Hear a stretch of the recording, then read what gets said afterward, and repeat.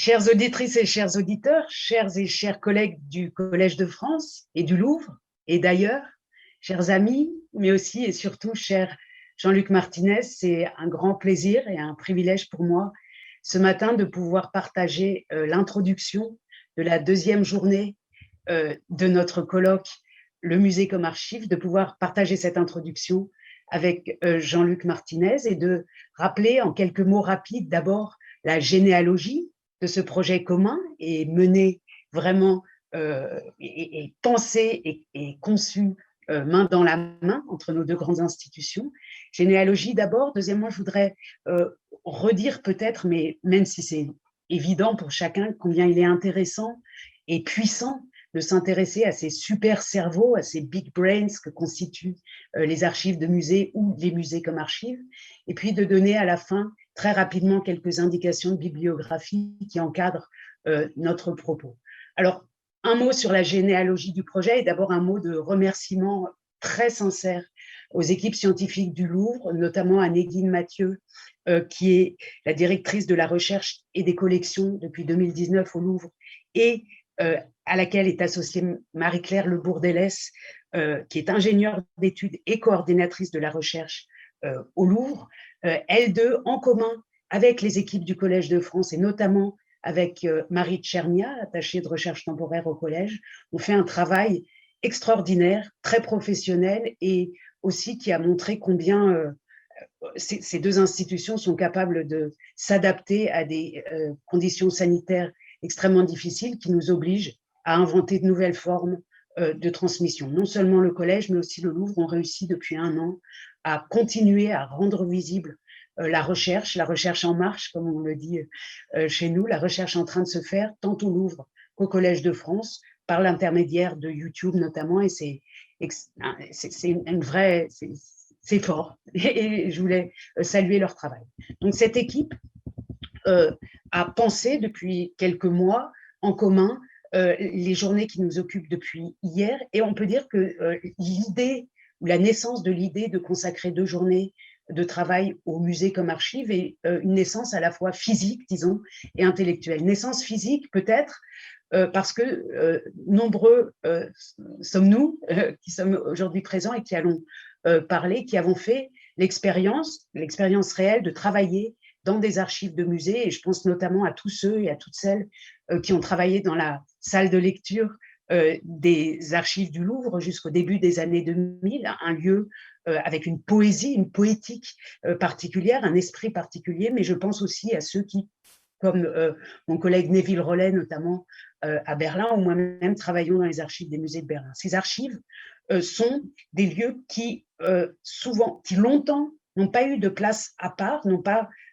été répartis dans différents départements et qui depuis quelques années, dans un grand nombre d'institutions à l'échelle du monde, de musées, commencent à avoir des lieux propres, des lieux de travail, ou alors ont été réintégrés, comme c'est le cas du Louvre, aux archives nationales, en permettant un accès différent, un accès d'une qualité différente, qui a perdu peut-être un peu de sa poésie de cette salle de lecture étroite et forte, mais qui permet un accès vaste à la recherche sur les musées et à la recherche dans les musées. Donc, naissance physique en quelque sorte, souvenir aussi de ce travail dans les archives et de ce travail qui est aussi un travail d'avenir, mais aussi naissance intellectuelle liée au constat que nous faisons tous, que nous partageons, que les musées sont des machines à temps, des machines où différents temps sont liés. Le temps des objets, bien sûr, qui est peut-être l'un des temps les plus importants du musée, c'est-à-dire où chaque objet apporte avec lui son époque, son contexte, sa culture, qui peut être extrêmement ancienne ou extrêmement récente en fonction des types de musées. Au Louvre, on commence avec des œuvres qui ont près de 9000 ans, notamment. Donc le temps de ces objets vient en contact dans les musées, et c'est pour ça qu'elles sont des machines à temps, avec le temps des visiteurs et des visiteuses, tant des visiteurs et des visiteuses qui, évidemment, fait entrer dans le musée des préoccupations, des contextes, des attitudes, des attentes différentes, tandis que le temps des objets, lui, reste constant. Et en plus de ces deux temps, il existe au musée un temps qui est plutôt invisible, qui est le troisième temps, le temps invisible, et qui est sans doute le temps des archives. C'est le moment où les œuvres sont arrivées au musée. Évidemment, une œuvre qui a 9000 ans n'est pas arrivée au musée il y a 9000 ans. Elle est arrivée à un moment précis de l'histoire, dans des conditions particulières, des conditions politiques, des conditions historiques, des conditions d'intérêt scientifique, des conditions d'histoire du goût. Et ce temps invisible est conservé, ou la mémoire de ce temps invisible est conservée en particulier dans les archives. Les objets eux-mêmes portent quelques traces du temps invisible, parfois ils ont un numéro d'inventaire, mais ces traces en général sont plutôt cachées par les musées. Les numéros d'inventaire sur les sculptures sont souvent sous les pieds ou derrière, en tout cas on les voit peu, et ce sont bien souvent, plus que les objets tels qu'ils sont présentés, les archives qui nous informent sur ce second temps. Voilà pour la généalogie du projet. Donc, une équipe super professionnelle qui a travaillé ensemble, un besoin physique de rappeler combien les archives sont importantes et un besoin intellectuel de plonger dans ce deuxième temps. Maintenant, juste un mot sur l'intérêt qu'il y a à s'intéresser à ces cerveaux, à ces mémoires des institutions, ou de voir les musées eux-mêmes comme des lieux de mémoire de plusieurs époques imbriquées. Et ça me paraît extrêmement intéressant parce que, comme je le disais à l'instant, les archives, ou si on considère les musées comme archives, ça permet de rendre visibles des choses invisibles. On est accoutumé à considérer ou à entendre un discours qui est réel, mais qu'il faudrait peut-être nuancer sur les musées comme archives de l'humanité. Et si on adopte ce discours-là, on peut dire que dans ce cas-là, les archives des musées sont les archives des archives de l'humanité. On voit bien la potentialisation qu'il y a. Elles sont les archives des archives de l'humanité parce qu'elles nous montrent les processus de sélection, de tri, d'appropriation, de travail scientifique, des pratiques technologiques, intellectuelles qui sont liées à ces objets, d'une part, et aussi parce qu'elles nous font voir tout ce qui fait vivre un musée, c'est-à-dire les gens, des directeurs, en général au masculin, jusqu'aux gardiennes et aux gardiens de salles qui ont toujours existé dans les musées depuis le 19e siècle et qui ont ce qu'on appelle les custodes aussi, qui ont un rôle important, mais qui existent jusqu'à aujourd'hui. Et puis, bien sûr, aussi les visiteurs, avec toutes les informations qu'on peut trouver dans les livres d'or des musées, etc., sur les pratiques, sur la venue, sur les rythmes, sur les attentes des visiteurs, d'une part, et d'autre part, aussi dans une institution comme le Louvre notamment, sur les artistes internationaux qui sont venus travailler dans l'institution. Donc, c'est méga archives, voir les musées et leurs archives comme une méga mémoire de la manière dont notre humanité a choisi de faire une certaine, de prendre une certaine humanité et d'en faire un patrimoine partagé par tous, me paraissent extrêmement intéressantes. Et je finis, comme je l'avais annoncé, par quelques éléments de bibliographie qui sont en fait liés à ce que je viens de dire, et notamment à l'expérience physique du travail dans les archives du Louvre et dans d'autres archives. Ce n'est pas évidemment le Collège de France et le Louvre, aujourd'hui, dans nos 2 journées, ne sont pas les premiers, évidemment, à travailler avec les archives, à penser les archives des musées. Et les archives elles-mêmes l'ont beaucoup fait. Je vous montre ici un des ouvrages qui a servi à un très grand nombre d'entre nous, le premier tome des 3 tomes sur la naissance du musée du Louvre, qui est en fait une reproduction des textes les plus importants des premières années du Louvre, avec toutes les questions à la fois théoriques sur le musée, mais également pratiques, l'absence de bois pour faire des cadres dans les années qui suivent la Révolution française, etc. Ce type d'ouvrages donc, qui ont donné accès aux archives depuis l'intérieur de ces archives existent, et ils existent notamment au Louvre. J'en montre encore quelques-uns parce que je les utilise pratiquement quotidiennement. La correspondance de Dominique Vivant-Denon, premier directeur du Louvre, publiée aussi en 2 volumes au moment de l'exposition du même titre, ou encore le livre qui ne quitte pas ma table de travail, l'inventaire en publication d'une partie de l'inventaire Napoléon, publication commentée, l'inventaire Napoléon, qui est la mémoire de ce qu'a été le Louvre avant les restitutions de 1815. Par ailleurs, donc ces archives ou les institutions, je me concentre sur le Louvre, j'évoquerai quelques publications berlinoises dans un instant, ont, grâce aux archives, pu reconstituer l'histoire de certains de leurs départements qu'on connaît parfois moins bien ou que le grand public connaît moins bien. Je vous montre ici le beau travail sur l'atelier de moulage du Louvre son prénom m'échappe, de Florence Rionnet, qui redonne vie en quelque sorte ou qui donne visibilité à des endroits du Louvre que le grand public ne voit pas. Est-ce que ce qu'ont fait les archives du musée du Louvre toutes ces dernières années, et en fait, à vrai dire, depuis leurs origines, j'en ai d'autres posées par terre que je ne montre pas, d'autres institutions muséales le font, en particulier les musées de Berlin, qui ont même décidé de publier régulièrement des travaux sur leur histoire. Je vous montre le premier volume ici d'une série qui a été lancée par le premier directeur des archives du musée de Berlin, Jörn Grabowski, avec son adjointe de l'époque, Petra Winter, qui est la directrice actuelle. Premier volume symboliquement consacré à l'histoire des Staatliche Museen, des musées d'État de Berlin pendant la période du national-socialisme. Et ici, donc, c'est le travail sur les archives qui a permis de rendre visible et de reconstituer l'attitude de musées qui souvent ont été détruits pendant la Seconde Guerre mondiale et dont il ne reste qu'une trace reconstruite, si bien que ce type d'ouvrage est extrêmement important. J'en montre un autre ici parce que c'est dans le contexte berlinois aussi très caractéristique, l'histoire des musées partagés entre Berlin-Est et Berlin-Ouest, la grande thèse de Petra Winter, l'actuelle directrice des archives des musées de Berlin. Alors tout ça pour dire que les musées se sont déjà et toujours et très bien occupés de leurs archives et les ont rendues visibles à la communauté scientifique et au public en général, d'une part, mais d'autre part, ces archives, depuis longtemps, ont été ouvertes à des chercheurs et des chercheuses venus de l'extérieur qui venaient poser des questions particulières qui n'étaient pas forcément toujours dans la logique de l'institution et qui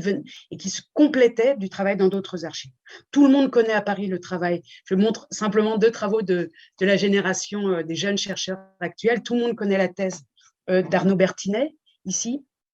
que je remontre, elle brille dans l'écran, sur les musées de Napoléon III, qui est un travail de publication et de mise en connexion et de contexte des archives du Louvre avec les archives nationales éblouissant, mais encore du côté berlinois, par exemple, l'énorme travail, je montre d'abord sa masse et ensuite sa couverture,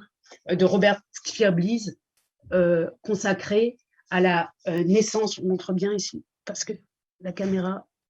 prend du temps, voilà, consacré à l'achat de la collection Soli, qui a été en fait pratiquement la naissance de la Gemäldegalerie, de la collection de tableaux de Berlin, sur laquelle travaille d'ailleurs aussi notre collègue Neville Rollet, qui est intervenu hier et qui assiste aujourd'hui à la journée d'aujourd'hui, Neville Rollet, qui est conservateur à la Gemäldegalerie et au Museum de Berlin. Tout le monde le connaît aussi à Paris. Voilà pour les mots que je souhaitais dire en introduction, avec toute ma reconnaissance reformulée au Louvre, aux équipes du Louvre et aux équipes du Collège de France pour leur patience, leur flexibilité, leur professionnalisme et leur joie de travailler sur ces questions. Je passe dans un instant la parole à Jean-Luc Martinez en signalant simplement que Marie Tchernia, qui est au collège physiquement aujourd'hui, introduira les modératrices et les modérateurs des différentes tables rondes. Voilà, je vous remercie de votre attention et je passe très volontiers la parole à mon collègue et ami Jean-Luc Martinez. Merci. Mesdames et messieurs, chers amis, cher Bénédicte, à mon tour, je me réjouis d'être avec vous, en ce qui me concerne physiquement, ce matin au Collège de France. D'abord pour nous réjouir que ces deux institutions continuent de travailler ensemble, Je voudrais rappeler en effet que cette collaboration, elle est maintenant ancienne. Elle a été particulièrement stimulée au moment de la création de l'Institut des civilisations à partir de 2012. Et c'est vrai que le Collège de France, par la diffusion aussi, par la valorisation de la recherche, reste pour nous au Musée du Louvre un modèle qu'on cherche parfois à imiter et un partenaire pour toutes les études que nous pouvons avoir en commun, et notamment bien entendu dans certains domaines. C'est l'occasion aussi de travailler ensemble pour des expositions, parce que nous, gens de musée, notre langue naturelle, c'est l'exposition, et je voudrais rappeler ici cette belle exposition sur Mécha et la Bible, donc faite en 2018, et annoncer un certain nombre d'autres événements, puisque nous travaillons ensemble à une exposition sur la collection de papyri. Ce sera à l'automne prochain, et que régulièrement, comme c'est le cas aujourd'hui, nous partageons ces belles salles, la salle de l'auditorium du Louvre et cette magnifique salle du collège. Bientôt d'ailleurs, en hommage à Marc Fumaroli pour un colloque qui sera organisé, une journée au musée du Louvre, une journée ici au collège. Alors ce partenariat, nous l'avons formalisé en quelque sorte en 2019 par une convention cadre, et le professeur Charpin est là pour en témoigner. Voilà, donc les relations sont nourries entre les différents chercheurs de ces deux maisons, et je voudrais saluer en effet le rôle que joue Bénédicte Savoie au sein du conseil scientifique du musée du Louvre, qu'elle a rejoint en 2015. Elle parlait tout à l'heure de regards croisés, voilà, de conservateurs et donc d'historiens. Je mettrai juste un petit bémol. Pour moi, les conservateurs doivent être des historiens, finalement pas comme les autres, mais des historiens tout de même. Alors, un mot pour revenir sur ces 2 journées de colloques, pour réfléchir à la place de l'archive au musée, et pour, bien entendu, interroger la façon dont les musées incarnent une certaine mémoire collective. Bénédicte vient d'en dire un mot. Je pense que les professionnels le savent, mais moins le grand public. Il existe en effet des archives. Donc, au-delà de la question, donc, les objets sont-ils des archives de l'humanité, il existe des archives dans les musées. Le musée produit, comme toute administration, lui-même des archives, d'où une question, en effet, de comment les classe-t-on et comment fait-on pour laisser trace, question parfois brûlante en ces moments où le numérique l'emporte surtout. Donc, et on voit bien, quiconque a travaillé dans les archives des musées voit bien qu'il y a un décrochage à un moment donné dans la tradition administrative. Je ne parlerai que de la France, mais je pense que ça vaut pour beaucoup de pays. Et autant les archives du 19e siècle ou du début du 20e siècle sont parfois abondantes. Bon, malheureusement, certains de nos prédécesseurs ont parfois laissé très peu d'archives. Une des actualités du musée du Louvre, c'est de pouvoir, avec l'OPIC et avec le PGL et avec les Archives nationales de France, de pouvoir valoriser les archives du Grand Louvre, parce que nous sommes comme orphelins donc, de cette période, tant que ces archives ne sont pas donc véritablement accessibles. Donc ça signifie que, vous le voyez, il y a une vraie complémentarité, et je parle depuis le monde des musées, c'est-à-dire le fait que nous, gens de musée, nous ne pouvons pas travailler sur les espaces qui nous sont confiés, sur les collections qui nous sont confiées, sans la connaissance donc de ce passé, passé pour construire aussi l'avenir, mais que bien entendu, nous ne prétendons pas, plus exactement je devrais dire nous ne prétendons plus, donc être les seuls à travailler de ce point de vue-là. Et plutôt que de parler de complémentarité, je passe simplement de différentes approches dans ce domaine. Et les 4 tables rondes qui ont été imaginées rendent compte justement de cette diversité d'approches. Je voudrais rappeler hier qu'on a parlé en effet de l'histoire des collections, en matière d'acquisition notamment. Donc, dans la demi-journée qui s'est tenue à l'auditorium du Louvre. Aujourd'hui, on va parler de la question des fouilles. Et Bénédicte m'avait dit, justement, en siégeant au conseil scientifique du musée, une des choses qui l'avait le plus frappé, puisque au conseil scientifique du Louvre, au-delà des débats, en effet, sur telle ou telle pratique, c'est le lieu aussi d'exposition des programmes de recherche. Il y a plus de 200 programmes de recherche au musée du Louvre en cours. Et les chercheurs, les conservateurs conservateurs du musée donc présentent au conseil scientifique cette recherche qui est ensuite au moins publiée dans un hors-série de la Grande Galerie comme trace de cette réédition de compte de cette recherche à un moment donné. Et Bénédicte m'avait dit combien elle avait été, non pas surprise, parce qu'elle connaît mieux que d'autres ce monde des musées, mais combien les équipes de conservation du musée du Louvre étaient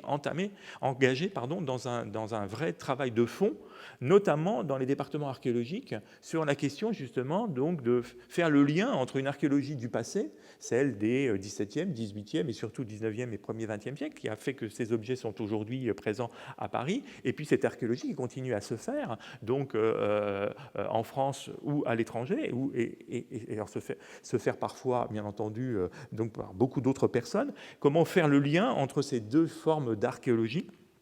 qui sont absolument nécessaires. C'est une évidence que je dis pour tous les archéologues, hein, puisque bien entendu, les archéologues commencent par faire la recension donc, des fouilles du passé et à essayer de faire le lien. Mais vous voyez, il y a aussi là, parce que le monde archéologique a complètement révolutionné sa manière d'enregistrer aussi des données archéologiques dans la deuxième moitié du XXe siècle, et cette révolution de la discipline archéologique a eu des conséquences aussi donc, sur le classement et le travail sur les archives donc, des anciennes fouilles. Donc, et nous le verrons dans cette première table ronde ici au Collège de France, combien ces archives permettent à la fois de comprendre ces objets ici du passé, de les recontextualiser, mais aussi donc, de permettre donc, l'archéologie présente et du futur, donc, en se juchant finalement sur les épaules de ceux qui nous ont précédés. La deuxième table ronde ici au Collège de France portera sur l'histoire des métiers et des publics. On voit bien que c'est la grande révolution épistémologique du XXe siècle, qui vaut pour tous les domaines, voilà, qui a placé l'élève au centre des recherches sur l'éducation nationale et qui a placé donc, le visiteur, donc c'est la même démarche, donc, au centre des recherches du musée. Pour autant, il est évident qu'on ne peut plus écrire l'histoire des musées sans se soucier des acteurs, au-delà, en effet, comme on le disait déjà hier, au-delà des personnalités qui émergent un peu dans les archives. Donc, comment faire l'histoire de tous les acteurs à l'intérieur des musées et comment faire l'histoire des publics, c'est une des questions auxquelles on essaiera de répondre. Et puis, un domaine qui est selon moi peut-être le plus intéressant, en tout cas dans ma pratique professionnelle personnelle, c'est la question de la muséographie, la question de l'exposition, de la mise en scène, parce qu'elle pose deux défis. Le premier défi, c'est celui, bien entendu, de l'archivage. Comment on archive et comment on garde trace donc d'exposition. C'est un sujet vraiment presque grave pour les musées, où on sait défaire, mais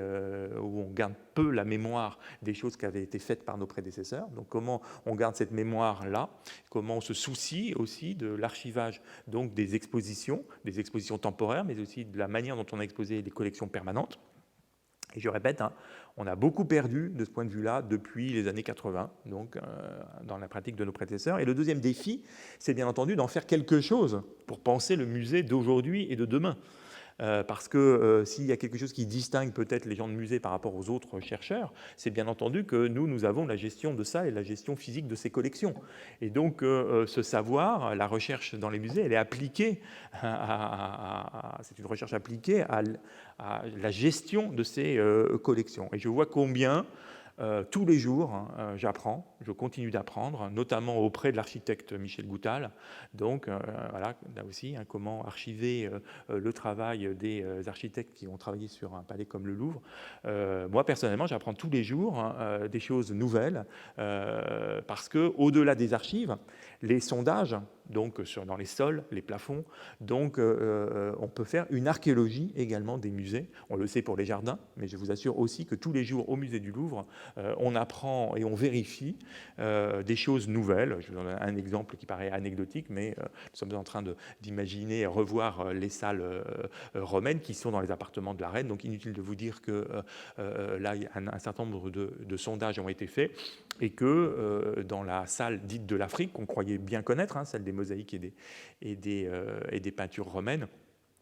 qu'on connaissait bien grâce aux archives, au moment où elle devient Galerie de l'Afrique romaine dans les années 1895, il y a eu un état avec une mezzanine, un état pensé par Le Fuel, dont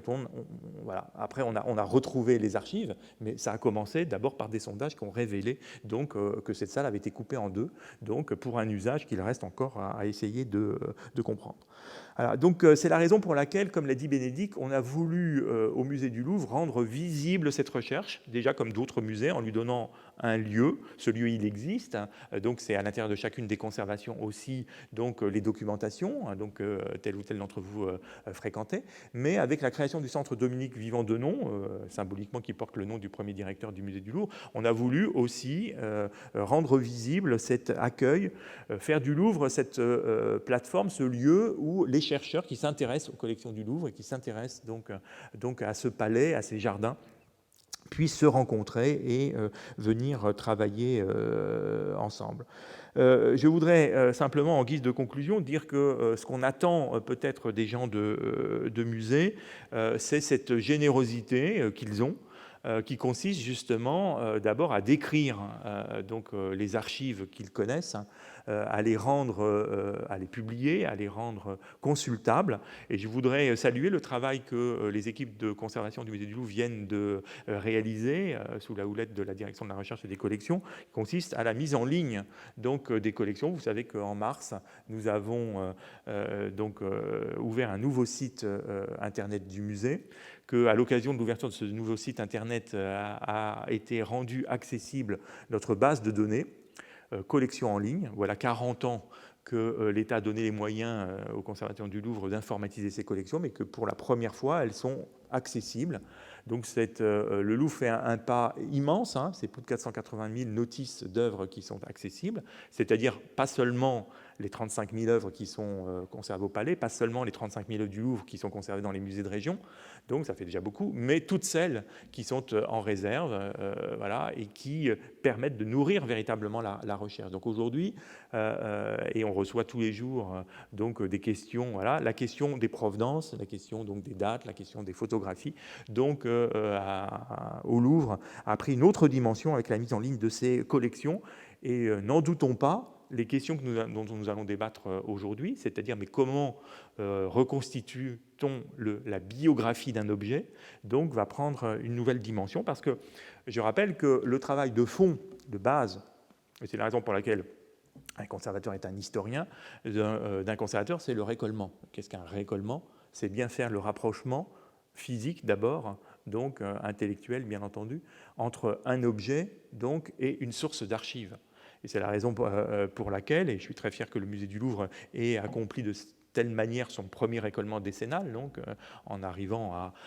identifier plus de 98% des objets que nous conservons, ce qui est déjà énorme. Mais ce travail, vous voyez, de récollement, qui est un travail quotidien, fait que nous nous plongeons tous les jours dans les archives, mais pour revenir aux objets. Donc c'est ce va-et-vient qui va faire l'objet des 3 tables rondes de cette journée entre objets, archives, archives, objets. Bon débat.